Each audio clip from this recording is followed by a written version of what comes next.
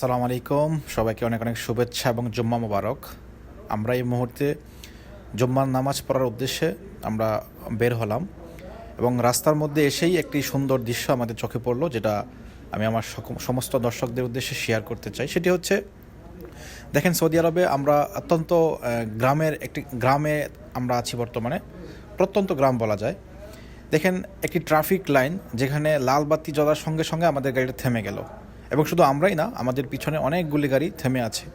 আমরা সবাই অপেক্ষা করতেছি কখন গ্রিন সিগন্যাল আসবে, এবং তখনই আমরা রোডটা পারাপার হব এবং আমাদের একদম সামনেই মসজিদ, সেখানে আমরা নামাজের উদ্দেশ্যে চলে যাব।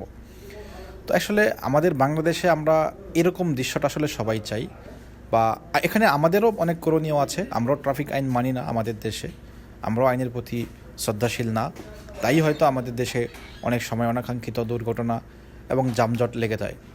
দেখেন, সৌদি আরবে এখানে না আছে পুলিশ, না আছে কোনো জরিমানা নেওয়ার মতো লোক, না আছে পানিশমেন্ট দেওয়ার মতো এই মুহূর্তে কেউ উপস্থিত।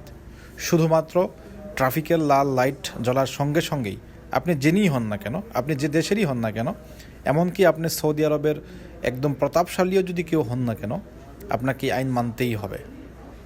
এবং সবাই এখানে মানার কারণেই এই দেশটা অনেক সুন্দর, একদম পরিপাটি।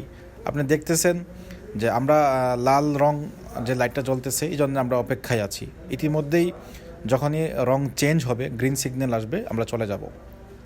এবং এখানে আমরা যদি এই মুহূর্তে লাল রং থাকা অবস্থায় যদি আমরা চলে যেতাম, আমাদের কিন্তু ধরার মতো পুলিশ নাই, এখানে কিছুই নেই। তারপরে দেখুন, যখনই রং চেঞ্জ হলো, আমাদের গাড়িটা অটোমেটিকলি আগের দিকে যেতে লাগলো এবং আমরা মসজিদের উদ্দেশ্যে খুব নিকটে চলে আসলাম।